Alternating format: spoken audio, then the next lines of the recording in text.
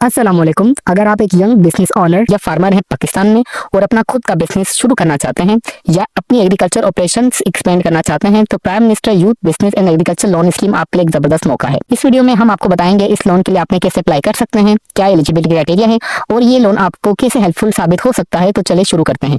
Prime minister youth business and agriculture loan scheme का M है कि यंग एंटरप्रेन्योर्स और फार्मर्स को इजी फाइनेंसिंग प्रोवाइड की जाए ताकि वो अपने बिजनेस आइडिया को रियलिटी में बदल सके। यहाँ 3 लोन कैटेगरीज हैं जो कि आपकी रिक्वायरमेंट अमाउंट पे डिपेंड करती है। नंबर फर्स्ट टायर 1 जिसकी लोन अमाउंट 1 लाख से लेकर 5 लाख तक है। नंबर सेकंड टायर 2 जिसकी आपकी अमाउंट जो है 5 लाख से लेकर 15 लाख तक आपको लोन प्रोवाइड किया जाएगा।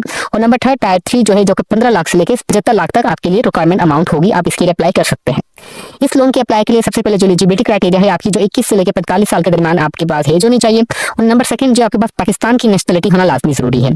अभी हम आपको इंशाल्लाह इनकी वेबसाइट से और भी कुछ इंपॉर्टेंट चीजें पढ़ के बताएंगे। देन आपको हम कैलकुलेशन भी करके दिखाएंगे कि अगर आप इतने % इनसे लोन लेते हैं तो आपको कितना इंटरेस्ट देना होगा, कौन सी टायर पर देना होगा, टायर की कैटेगरीज को आपने किस तरीके से सिलेक्ट करना है और मोस्ट इंपॉर्टेंट कि आपने इनकी जो एप्लीकेशन फॉर्म है आपने उनको किस तरीके से सबमिट करना है। तो बराए मेहरबानी वीडियो का कोई भी पार्ट आप सब स्किप ना कीजिएगा। अप्लाई के प्रोसेस से पहले मैं आप सबके साथ कुछ स्क्रीनशॉट लाजमी शेयर करना चाहूंगा जिससे आप सबको ये पता चल सके कि वेबसाइट चल रही है और ऑनलाइन अप्लाई हो रहा है। जैसे कि अभी मैंने खुद एक कैंडिडेट का रजिस्ट्रेशन की है तो उनकी परमिशन से मैं आपको ये चीजें दिखा रहा हूँ। उनकी पर्सनल इन्फॉर्मेशन मैं तमाम हाइड कर दूंगा। यहाँ पे देखें लिखा हुआ आ रहा है कि इनका जो CNRC नंबर ऑलरेडी रजिस्टर्ड है और इन्होंने अप्लाई इनका हो चुका है और ऊपर पॉपअप भी आप देख सकते हैं। तो इसका मतलब ऑनलाइन अप्लाई हो रहा है और जिस तरीके से मैं अभी आपको बताऊंगा मैंने भी इसी तरीके से ऑनलाइन अप्लाई किया है। तो इट्स हम्बल रिक्वेस्ट अभी आप वीडियो को कोई भी पार्ट स्किप ना कीजिए। जैसे कि आप हमारे स्क्रीन पर देख सकते हैं कि जो मैं इनकी मेन ऑफिशियल वेबसाइट ओपन की हुई है, इंशाल्लाह मैं आपको इसका लिंक इस वीडियो के डिस्क्रिप्शन में प्रोवाइड कर दूंगा ताकि आप सबको कोई परेशानी ना हो। यहाँ पे हमारे पास prime minister youth business and agriculture loan scheme. यहाँ पे prime minister youth business and agriculture loan scheme promotes entrepreneurship among the by providing a business loan on the simple terms and with the less markup through 15 commercial Islamic and the SME banks। ठीक है, आपको banks के through और 15 Pakistani commercial banks के through आपको ये amount दी जाएगी। और दी पाकिस्तानी रेजिडेंट्स एज बिटवीन 21 से लेकर 45 साल के दरमियान देखेंगे। मैंने आपको कहा कि सबसे पहले जो आपके पास नेशनलिटी पाकिस्तान की होनी चाहिए और नंबर सेकंड पे जो है आपके पास 21 से लेकर 45 साल के दरमियान आपकी एज होनी चाहिए। Apply for this loan for IT और ई-कॉमर्स रिलेटेड बिजनेस के लिए। ठीक है, इसके अलावा अगर आपका कोई और भी बिजनेस है तो देन आप उसके लिए भी कर सकते हैं। यहाँ पे इसलिए ये चीज मेंशन की गई है क्योंकि पाकिस्तान में भी ई-कॉमर्स पीक पर है, ट्रेंडिंग टॉपिक है। तो इस वजह से जो मोस्टली जो लोग हैं भी वो ई-कॉमर्स की तरफ आ रहे हैं जिनको अपना शॉपिफाई स्टोर बनाना होता है। इस तरह की वेबसाइट से कुछ चीजें खरीदनी होती है, अलीबाबा से होलसेल से बंडल्स बाय करके देन उनको अपनी लोकली जो मार्केट प्लेसेस है वहाँ पे सेल करना होता है। देन उसके लिए यहाँ पे ये टर्म यूज की गई है। तो बराए मेहरबानी अगर आपका कोई और भी बिजनेस है तो अगर आपका कोई शोरूम वगैरह भी देना आप उसके लिए बिजली लोन वगैरह ले सकते हैं। ठीक है, यहाँ पे भी मैंने आपको डिटेल से ये चीज बता दी है। अगर इसके लिए आपकी 18 से कम साल जो एज आप इसके लिए एलिजिबल नहीं होंगे, applicants have to submit it online through the our website. आपने इस लोन के लिए आपने जस्ट अपने ऑनलाइन ही अप्लाई करना, जो कि आपको मैं भी इनका एप्लीकेशन फॉर्म भी दिखा देता हूँ। तो ये आपको कंप्लीट अभी मैं एप्लीकेशन फॉर्म अच्छे तरीके से फिलअप करके दिखाऊंगा और सबमिट भी करके दिखाऊंगा। तो इट्स हम्बल रिक्वेस्ट वीडियो का कोई भी पार्ट आपने स्किप नहीं करना। यहाँ पे और अभी ठीक है, loans provided under the sign of the 3 tiers. यहाँ पे देखेंगे मैंने आपको स्टार्टिंग में वीडियो में बता दिया था कि जो आपको लोन्स प्रोवाइड किए जाएंगे बेसिकली 3 टायर में किए जाएंगे। टायर 1 यहाँ पे 0.5 मिलियन मतलब 5 लाख से जिसका मार्कअप होगा 0%। नंबर टायर 2 जो है 5 लाख से लेके यहाँ पे देखिए 15 लाख तक जिसका मार्कअप होगा 55%।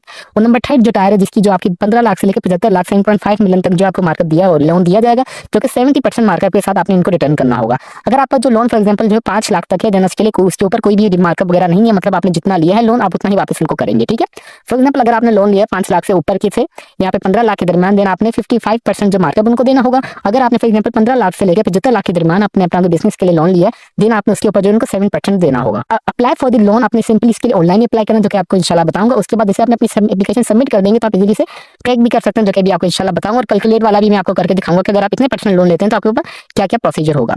यहाँ पे 10 स्टिल सिंपली और स्क्रॉल डाउन कर लो तो यहाँ पे देखेंगे कि लोन बे अप्लाइड और फिजिकली इन ब्रांचेस, क्या हम लोन के लिए फिजिकली ब्रांचेस वगैरह में अप्लाई कर सकते हैं या नहीं। यहाँ पे देखेंगे लिखा हुआ है no physical application form is required. इसके लिए कोई भी फिजिकल एप्लीकेशन फॉर्म की रिक्वायर्ड नहीं है। All the applicants have must to submit online at the following link. आपने इसके लिए जस्ट ऑनलाइन ही अप्लाई करना जो कि आपको मैंने स्टार्टिंग में बता दिया। इसके लिए आपने कोई भी फिजिकल बैंक वगैरह में जाकर अप्लाई नहीं करना। नंबर सेकंड पे इसके लिए आपके पास नेशनलिटी होनी चाहिए, जस्ट पाकिस्तानी नेशनलिटी होनी चाहिए। किन गवर्नमेंट एम्प्लॉयज अप्लाई किया, जो भी मेरे भिंडो या सरकारी नौकरियों में क्या वो इस लोन के लिए अप्लाई कर सकते हैं या नहीं।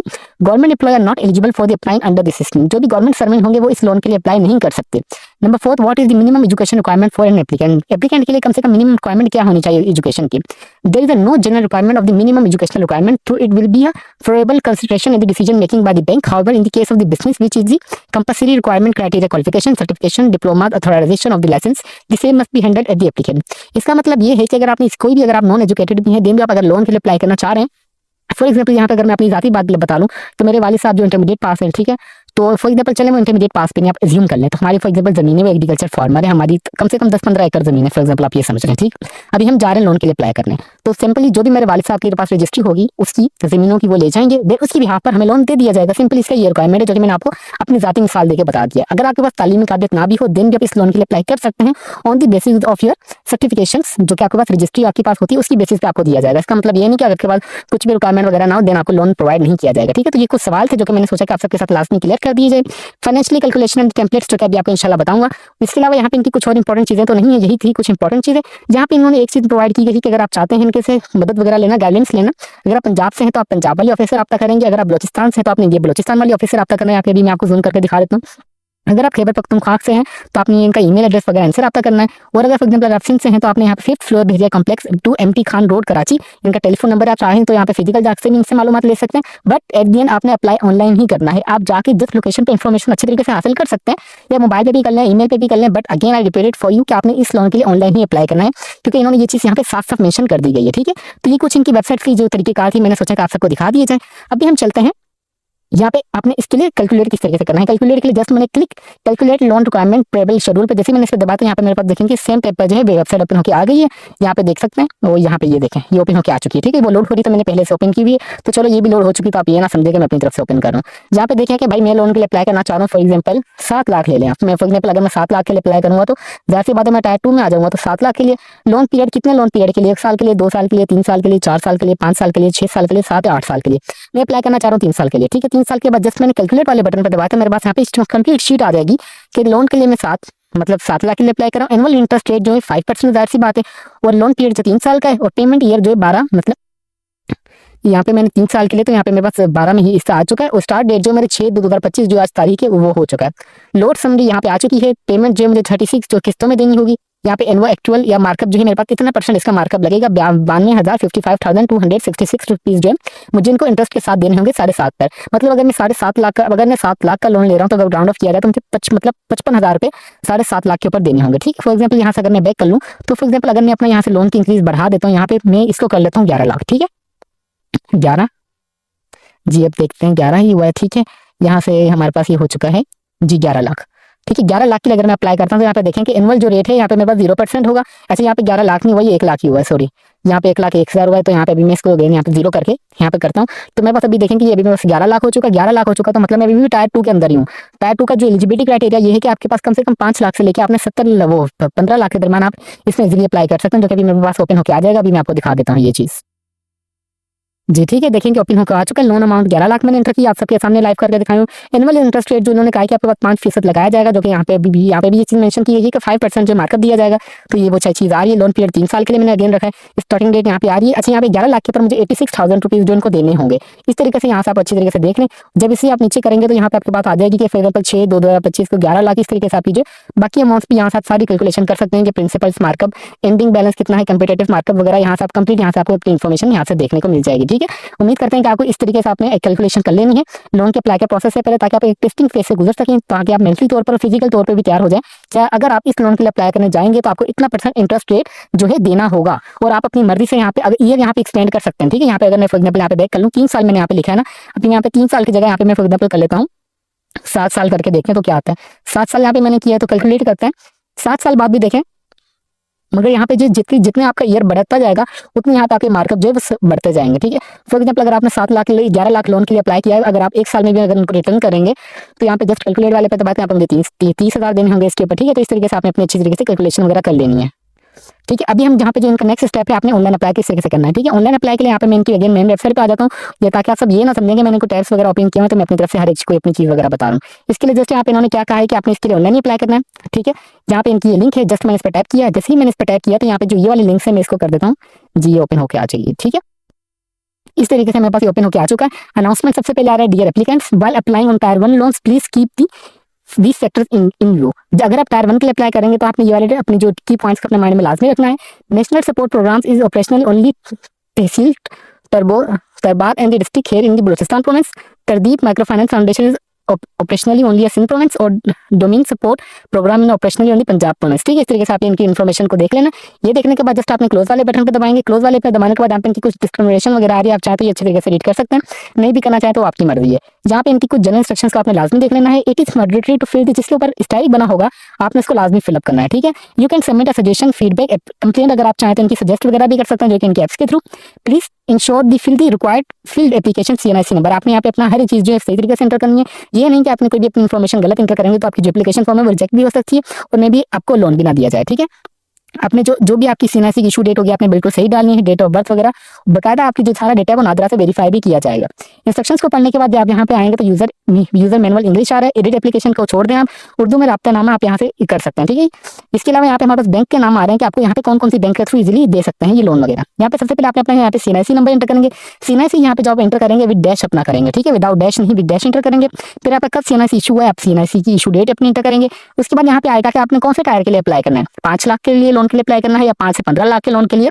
नंबर 3 पे जो है यहाँ पे 15 लाख से लेके 75 लाख तक के लोन के लिए। ठीक है, अभी आपकी मर्जी आपने कौन से लोन के लिए अप्लाई करना है। फॉर एग्जाम्पल यहाँ पे मैं अपना CNIC नंबर, ये CNIC इशू डेट और यहाँ पे टायर 1 के लिए अप्लाई करना चाह रहा हूँ, तो जस्ट मैंने इस पर टैप किया है तो मेरे पास यहाँ पे इनका जो ऑफिशियल एप्लीकेशन फॉर्म है ये ओपन होकर आ चुका था। ठीक है, अगेन मैं यहाँ पे भी अपनी डेटा एंटर नहीं करूंगा, तो यहाँ पे जस्ट मेरे पास इनका एप्लीकेशन फॉर्म ओपन होकर आ चुका है। मैंने आप सबको देखें कि मैंने अपनी एप्लीकेशन फॉर्म पहले से ओपन करके रखा हुआ था ताकि मैं आप सबको दिखा सकूं कि आपने एप्लीकेशन फॉर्म किस तरीके से डाउनलोड करना है। अगेन वही चीजें आ रही है, इंस्ट्रक्शंस वगैरह आपने इसे अच्छी तरह से पढ़ लेना है।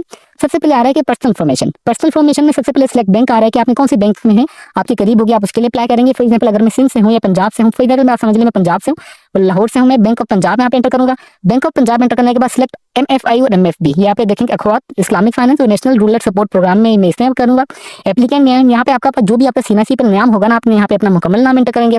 मुकम्मल नाम एंटर करने के बाद यहाँ पे एप्लीकेंट पिक्चर, यहाँ पे आपने अपनी जो वाइड ब्लू बैकग्राउंड में तस्वीर अपलोड करनी है। बराए मेहरबानी सेल्फी वगैरह अपलोड ना कीजिएगा, एक प्रोफेशनल तरीके से अप्लाई कीजिए ताकि आपको जो प्रोफेशनल एप्लीकेशन फॉर्म जाए और आपका जो रिजेक्शन ना हो और एक्सेप्ट जल्द से जल्द हो जाए।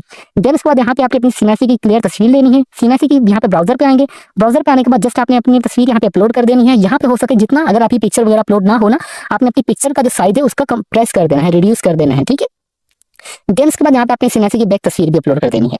ये करने के बाद डेट ऑफ द बर्थ आप अपनी एंटर कर देंगे। आपकी डेट ऑफ बर्थ क्या है, एप्लीकेंट CNIC ऑलरेडी आ रहा होगा क्योंकि जब आपने खुद की रजिस्ट्रेशन की होगी तो आपके पास ये आ जाएगा। नंबर ऑफ द डिपार्टमेंट यहाँ पे देखेंगे आपके नंबर ऑफ द डिपेंडेंट। ठीक है, यहाँ पे रियासत अफराद की तादाद आपके मतलब फैमिली मेंबर्स वगैरह कितने आप वो एंटर करेंगे। आपने फिर यहाँ पे अपनी CNIC की इशू डेट भी आपके पास ऑलरेडी आ रही होगी। आप जेंडर मेल या फीमेल जो भी हैं आप वो एंटर करेंगे। अगर आप फॉर एग्जाम्पल जेंडर फीमेल है, अगर आप कोई भी मेरी बहन अप्लाई करना चाह रही है लोन के लिए, अगर उनकी शादी हो चुकी है और उनके भी हस्बैंड का नाम CNIC पे आ चुका है तो आप अपने यहाँ पे हस्बैंड का नाम लिखेंगे। अगर फॉर एग्जाम्पल आप मेल हैं तो यहाँ पे जस्ट आप मेल लिखने के बाद आप अपने वालिद साहब का नाम यहाँ पे एंटर कर देना है। देन उसके बाद अगर आप शादीशुदा हैं या मैरिड हैं, सिंगल जो भी हैं आप वो एंटर करेंगे। सिटीजन स्टेटस जो आपके पास रेजिडेंसी होना चाहिए पाकिस्तानी, देन आप इसके लिए इस लोन के लिए एलिजिबल है। अदरवाइज भले आप सबमिट भी कर दें तो आपकी एप्लीकेशन रिजेक्ट कर दी जाएगी या पेंडिंग में चली जाएगी। देन उसके बाद आप कौन से मजहब से बिलोंग करते हैं आप वो एंटर करेंगे। डू यू एनी डिसेबिलिटी, अगर आप माजूर हैं तो ठीक है, अगर आप नहीं है तो आपने नो कर देना है। एजुकेशन स्टेटस यहाँ पे देखा जाए तो मेरे पास 4 साल की डिग्री है तो ठीक है, अगर आपके पास कोई भी डिग्री ना भी हो तो यहाँ पे आप नन भी कर सकते हैं, कोई इसमें इशू वाली बात नहीं है। ठीक है, फॉर एग्जाम्पल अगर मेरे पास जो है यहाँ पे अगर आपके पास MBBS 5 साल का देन भी आप इसमें अप्लाई हो सकता है। अप्लाई अगर ना भी तालीम हो देन भी हो सकता है। ठीक है, यहाँ पे आप जरूरी नहीं कि आपने अपनी तालीम यहाँ पे मेंशन करनी है। अगर आप एजुकेटेड है तो वेल एंड गुड है, अगर आप नहीं है तो इसमें भी कोई बड़ी परेशानी वाली बात नहीं है। यहाँ पे सारे ऑप्शंस प्रोवाइड किए गए हैं। प्रोफेशनल कोर्सेज अगर आपने किया हुआ है, कोई भी DIT या CIT या CA या ACA ACMA पोस्ट डॉक्टरेट है या डॉक्टरेट, अगर 18 साल की तालीम है, बैचलर्स की डिग्री या मास्टर्स की डिग्री आपके पास जो भी है, अगर आप मिडिल पास इंटरमीडिएट पास में आप यहाँ पे वो चीज इंटर कर दें। ठीक है, मैं अगेन रिपीट कर रहा हूँ कि जरूरी नहीं कि आपने अपनी एजुकेशन अगर आपके पास हो देनी आप इसमें एलिजिबल है। मैंने आपको स्टार्टिंग में ये चीज बता दी थी कि अच्छे तरीके से हर एक चीज मैं आपको इन्फॉर्मेशन वीडियो से इनकी वेबसाइट से देख के बता रहा हूँ। यहाँ पे जस्ट मेरे पास 4 साल की डिग्री है तो मैंने यहाँ पे 4 साल लिख दिया। अपलोड डिग्री भी यहाँ पे अपलोड एजुकेशनल डिग्री, यहाँ पे जो मेरे पास 4 साल की डिग्री है ना यहाँ पे मैं वो अपलोड कर दूंगा। उसके ट्रांजेक्शन आपके पास जो भी डिग्री आप वो अपलोड कर सकते हैं। आर यू स्किल्ड, मेरे पास जी बिल्कुल स्किल्ड है। मेरे पास कौन सी स्किल्स वगैरह यहाँ पे मैं जो यहाँ पे वो स्किल जो मेरे पास फॉर एग्जाम्पल प्रोग्रामिंग स्किल्स है, फुल स्टैक वेब डेवलपमेंट की, तो मैं यहाँ पे वो एंटर कर दूंगा। अगर आपके पास ना भी हो देन भी आप सिंपली यहाँ पे आएंगे और आपने नन ये अदर पे भी दबा सकते हैं, कोई इसमें परेशानी वाली बात नहीं है। फॉर एग्जाम्पल अगर आप अदर दबाते हैं तो यहाँ पे कुछ भी ऑप्शन नहीं आ रहा। अगर फॉर एग्जाम्पल आप नन भी दबाते हैं तो देन भी इसमें कोई परेशानी वाली बात नहीं है। जस्ट ठीक है, मैं आपको देखिए हर एक चीज डिटेल में इसलिए बता रहा हूँ ताकि आपसे कोई परेशानी ना हो। प्रेजेंट एड्रेस, यहाँ पे आपका जो भी प्रेजेंट एड्रेस होगा ना, देखेंगे आपके पास यहाँ पे भी 2 एड्रेस होते हैं। एक यहाँ पे आपके पास परमानेंट एड्रेस और एक आपके पास होता है प्रेजेंट एड्रेस। परमानेंट एड्रेस वो होता है कि जो आपके CNIC पर होता है, और नंबर सेकंड होता है प्रेजेंट एड्रेस। अगर आपकी दोनों चीजें वो एड्रेस सेम है तो वेल एंड गुड, अगर आपकी सेम नहीं है भी तो भी कोई परेशानी वाली बात नहीं है। फॉर एग्जाम्पल मेरा जो परमानेंट एड्रेस है वो इस्लामाबाद का है, मगर अभी मेरी जो जॉब चल रही है वो लाहौर में चल रही है, तो मेरा यहाँ पे जो प्रेजेंट एड्रेस होगा वो लाहौर का होगा और मेरा जो परमानेंट एड्रेस होगा वो मेरा इस्लामाबाद का होगा। प्रेजेंट एड्रेस यहाँ पे मैं लिख दूंगा लाहौर। प्रेजेंट प्रोविंस कौन सा है मेरा पंजाब है तो यहाँ पे पंजाब लिख दूंगा। डिवीजन मेरे पास पंजाब का कौन सा है, यहाँ पे सिंपल यहाँ पे सबसे पहले पंजाब करता हूँ। यहाँ पे पंजाब आ चुके हैं। फिर उसके बाद प्रेजेंट डिवीजन मेरे पास आ जाएगा यहाँ पे, ठीक है, उसकी लिस्ट अभी मौजूद हो जाएगी मेरे पास, तो मैं यहाँ पे वो सिलेक्ट करूंगा। ठीक है, जैसे यहाँ पे मैंने पंजाब सेलेक्ट किया तो मेरे पास यहाँ पे प्रेजेंट डिवीजन आ चुका है। अभी मैं पंजाब के कौन से डिवीजन से बिलोंग करता हूँ यहाँ पे आ चुका है। इसी तरीके से अगर आप सिंध से हैं तो यहाँ पे सिंध के लिए प्रेस करेंगे। यही नहीं कि आप पाकिस्तान के किसी भी शहर, किसी भी डिस्ट्रिक्ट से हैं तो आप इस लोन के लिए इजीली अप्लाई कर सकते हैं। ठीक है, यहाँ पे मैंने फॉर एग्जाम्पल सिंध किया तो यहाँ पे सिंध में मेरे पास हैदराबाद, कराची, लाड़काना, मीरपुर खास ये सारे आ चुके। फॉर एग्जाम्पल यहाँ से मैं कर देता हूँ शहीद नजीराबाद, नवाबशाह। ठीक है, ये करने के बाद यहाँ पे प्रेजेंट डिस्ट्रिक्ट की लिस्ट आ जाएगी कि कोई भी मैं फॉर एग्जाम्पल सांगला डिस्ट्रिक्ट से तो यहाँ पे मैं सांगल लिख दूंगा। फिर प्रेजेंट तहसील पे आ जाएगी, तहसील मेरे पास यहाँ पे मेरी सिंझोरो है तो यहाँ पे मैं सिंझोरो एंटर कर दूंगा। फिर यहाँ पे अब अगर मेरा प्रेजेंट एड्रेस और परमानेंट एड्रेस दोनों सेम है तो यहाँ पे मैं इस पर टिक करूंगा तो मेरे पास ये दोनों ऑटोमेटिकली चीज फिलअप होकर आ जाएगी। अगर मेरे पास फॉर एग्जाम्पल ये वाला एड्रेस चेंज हुई तो ये एड्रेस चेंज है, देन वो आप इसी परमानेंट एड्रेस अगर आपका डिफरेंट है तो देन आप यहाँ पे वो लिखेंगे। अगर आपका सेम है तो आप यहाँ पे सेम अबव करेंगे तो ये वाली चीज आपके पास नीचे कॉपी होकर आ जाएगी। ठीक है, देन इसके बाद यहाँ पे आपका परमानेंट प्रोविंस आ जाएगा कि आप मतलब कौन से सूबे से आप बिलोंग करते हैं। ठीक है, फॉर एग्जाम्पल अगर मैं सिंध से हूँ, मेरी जो जॉब चल रही है लाहौर में चल रही है, तो अगर मैं हूँ तो परमानेंट सिंध का ही ना, तो यहाँ पे मैं लिख दूंगा सिंध। परमानेंट डिवीजन मेरा क्या होगा, यहाँ पे डिवीजन की लिस्ट आ जाएगी। अगेन वही चीज यहाँ पे अगेन रिपीट होगी जो कि अभी मैं आपको इंशाल्लाह दिखाऊंगा। फिर यहाँ पे आ रहा है कि दोबारा परमानेंट डिस्ट्रिक्ट की भी मेरे पास यहाँ पे अगेन वही लिस्ट आ जाएगी।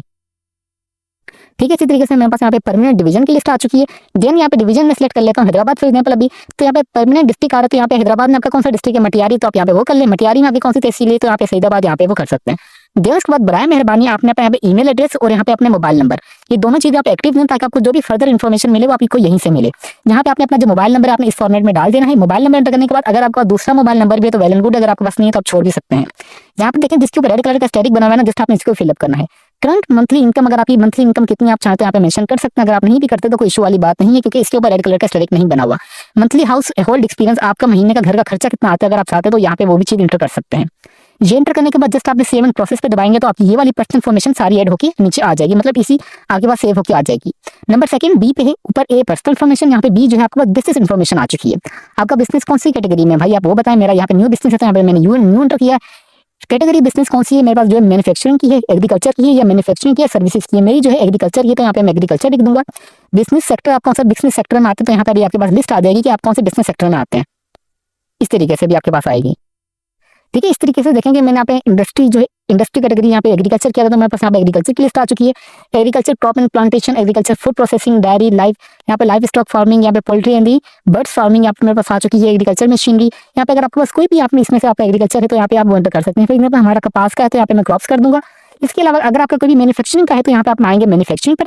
मैन्युफैक्चरिंग पे आने के बाद यहाँ पे बिजनेस सेक्टर आ रहा है कि आपका मैन्युफैक्चरिंग का कौन सा है, इंजीनियरिंग का है, क्लॉथ है, फुटवेयर या मटेरियल प्रोडक्शन का है, कंस्ट्रक्शन का आपका कौन सा है। मेरा यहाँ पे फॉर एग्जाम्पल समझ इंजीनियरिंग है तो यहाँ पे मैं इंजीनियरिंग लिख दूंगा। अगर फॉर एग्जाम्पल अगर आपका कोई भी सर्विसेज का बिजनेस है तो आप यहाँ पे सर्विसेज लिखेंगे। सर्विसेज में आपके पास आ रहा है कि कौन कौन सी सर्विसेज है, education services, professional services, health services, media and the marketing information services, technical services आ रहे हैं हमारे पास। यहाँ पे हमारे पास trading and distribution, real tech, food, beauty services, information communication technology, tourism, other, यहाँ पे जो भी आपके पास आ रहा है कि आप वो यहाँ पे एंटर कर सकते हैं। फॉर एग्जाम्पल यहाँ पे मैं एंटर करता हूँ अपनी इन्फॉर्मेशन दी कम्युनिकेशन टेक्नोलॉजी बिजनेस सब सेक्टर। बिजनेस सब सेक्टर में आप यहाँ पे जैसे आपने ये चीज एंटर की तो यहाँ पे आपके पास अभी लिस्ट शो हो जाएगी कि यहाँ पे कुछ टाइम आपने यहाँ पे स्टे करना है, आधा सेकंड या आपने एक यहाँ पे for example half minute, 1 minute के बाद आपके पास यहाँ पे जो लिस्ट है ये डिस्प्ले होना स्टार्ट हो जाएंगी इनकी। ठीक है, इस तरीके से देखेंगे आपके बाद यहाँ पे सब आ जाएगा। सब बिजनेस सेक्टर में आपके पास कौन सी इसमें आप कर रहे हैं बिजनेस वगैरह, तो यहाँ पे मेरा फॉर एग्जाम्पल ई कॉमर्स का है तो यहाँ पे मैं लिख दूंगा ई कॉमर्स है, अदर आईटी सर्विसेज या आईटी टेक वगैरह, अदर आईटी कर देता हूँ सर्विसेज। ठीक है, यहाँ पे फॉर एग्जाम्पल आपका कोई बिजनेस का नाम हो, यहाँ पे आप बिजनेस का नाम अपना एंटर करेंगे। फॉर एग्जाम्पल यहाँ पे अगर मेरे वालिद साहब का बिजनेस है, हमारा एग्रीकल्चर का है तो मैं यहाँ पे लिख दूंगा एग्रीकल्चर बिजनेस, जो मेरे वालिद साहब का नाम है यहाँ पे वो एंटर करूंगा, कारोबार का नाम। देन इसके बाद यहाँ पे बिजनेस डिटेल आप एंटर करेंगे। फॉर एग्जाम्पल आपका इस चीज का बिजनेस है, आप ये वाली जगह पर है, आपने इस इतने टाइम से हो गया है आप बिजनेस कर रहे हैं और आपको इतना प्रॉफिट हो रहा है, आपने इस तरीके से जो अपनी बिजनेस डिटेल यहाँ पे एंटर कर सकते हैं। ठीक है, बिजनेस डिटेल एंटर करने के बाद यहाँ पे देखेंगे इसके ऊपर रेड कलर का स्ट्राइक नहीं है तो आपने इसे छोड़ देना है। मंथली बिजनेस एक्सपेंसेस आपके महीने का, अगर आप यहाँ पे ये चीज एंटर करना चाहते हैं तो आपकी मर्जी, अगर आप नहीं भी करना चाह रहे तो इसमें कोई परेशानी वाली बात नहीं है। अगर आप ऐड कर देंगे तो ये आपकी जो प्रोफाइल अच्छी तरीके से हो जाएगी। रिलेवेंट एक्सपीरियंस आपके पास कितना है, मेरे फॉर एग्जाम्पल वालिद साहब के पास जो 45 साल का एग्रीकल्चर का एक्सपीरियंस, तो यहाँ पे मैं जितना भी होगा आप वो एंटर करेंगे। यहाँ पे 7 या 8 साल की आ रहा है तो मैं यहाँ पे वो एंटर करूंगा। हमारे यहाँ पे जो बिजनेस पे कितना महीने का खर्चा आ रहा है, फॉर एग्जाम्पल अप्रोक्सीमेटली जो आ रहा होगा 5 से 6 लाख आ रहा होगा, तो यहाँ पे आप वो जो भी आपकी सही होगी एक्सपेंस आपने अपने अंदाजे से लिख देना है। देन यहाँ पे any documents you want to be attach, और आप चाहें तो यहाँ पे कोई भी अपने बिजनेस का जो है अटैच कर सकते हैं, जिसमें फॉर एग्जांपल आपने अगर कोई आपके पास आईटी डिपार्टमेंट है, ई कॉमर्स का है, तो जाहिर सी बात है जैसे आप ई कॉमर्स की वेबसाइट है आपकी, आपने उसके लिए सामान मंगवाना है होलसेल से, तो आप अलीबाबा से जो ऑर्डर करेंगे, ऑर्डर करने के बाद जैसे आपकी उसकी ट्रांजेक्शन स्लिप वगैरह आती है, तो आप यहाँ पे ब्राउजर पे आके वो भी चीज अपलोड कर सकते हैं ई कॉमर्स के लिए। फॉर एग्जाम्पल अगर आपके पास कोई और भी बिजनेस वगैरह फिजिकली तो आपके पास उनकी स्लिप्स वगैरह हों, तो आप चाहें तो वो भी चीज यहाँ पे अपलोड कर सकते हैं। मैं आपको देखिए कि हर एक चीज बारीक से बारीक बात भी आपको डिटेल में बता रहा हूँ, ताकि आपकी जो एप्लीकेशन वो बिल्कुल सही तरीके से एक्सेप्ट हो जाए। यहाँ पे देखेंगे मैंने जैसे ही रजिस्ट्रेशन फॉर्म है ना, यहाँ पे मैंने यहाँ पे टायर 1 सेलेक्ट किया था, ठीक है। तो इसी वजह से यहाँ पे देखेंगे मेरे पास ऑटोमेटिकली टायर 1 ही आ रहे हैं इस तरीके से। अगर यहाँ पे पीछे आप जो टायर 2 सेलेक्ट करेंगे तो आपके पास यहाँ पे टायर 2 आएगा। अगर आप टायर 3 सेलेक्ट करेंगे तो आपके पास यहाँ पे जो टायर 3 आएगा, ठीक है। तो आपने इसलिए मैंने आपको स्टार्टिंग में बताया कि आपने कोई भी गलती नहीं करनी, बराए मेहरबानी, it's a humble request, I repeated 1000 times कि आपने कोई भी एप्लीकेशन में मिस्टेक नहीं करनी, ना ही आपने उनको मौका देना है कि आपकी जो एप्लीकेशन है वो पेंडिंग में चले जाए, आपकी जो एप्लीकेशन है वो रिजेक्ट भी हो जाए।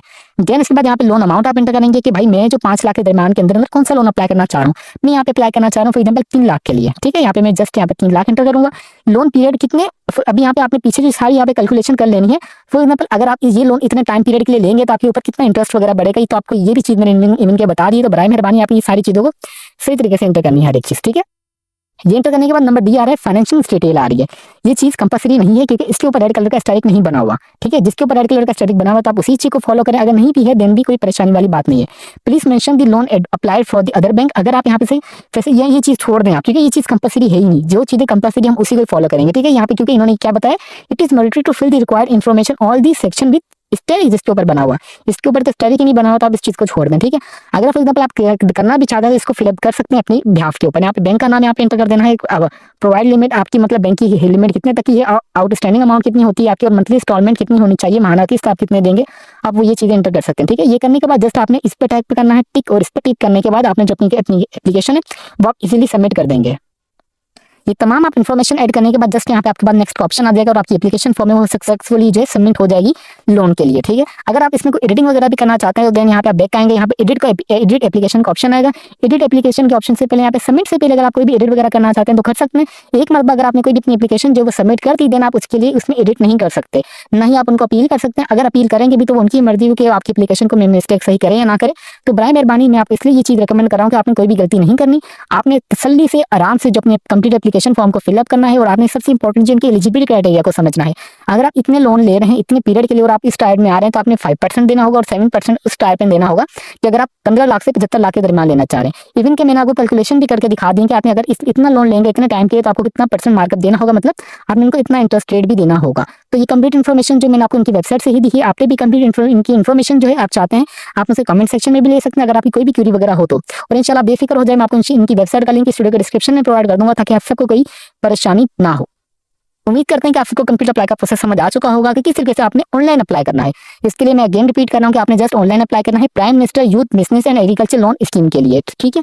इससे हमारा रिक्वेस्ट आपने अपनी एप्लीकेशन फॉर्म को बिल्कुल सही तरीके से फिलअप करना है विदाउट कोई मिस्टेक किए बगैर। अभी इसके अलावा अगर आपकी कोई भी क्वेरी वगैरह अप्लाई के दौरान अगर आपको कोई मुश्किल वगैरह पेश आ रही हो तो आप डायरेक्टली में मैसेज करके कमेंट या पोस्ट के थ्रू भी आपसे पूछ सकते हैं। हम आपके तमाम सवाल के जवाब देते रहेंगे with the passage of time. तभी तक भी अगर आप हमारे चैनल पर नए हैं तो चैनल को लाजमी सब्सक्राइब कर लीजिए और बेल आइकन को दबा दें ताकि हमारी हर आने वाली इन्फॉर्मेटिव वीडियो का नोटिफिकेशन आप तक इजीली पहुंच सके। तो फिर मिलते हैं नेक्स्ट वीडियो में, तब तक के लिए अपनी दुआओं में हमें बहुत ज़्यादा याद रखें। अल्लाह हाफिज़।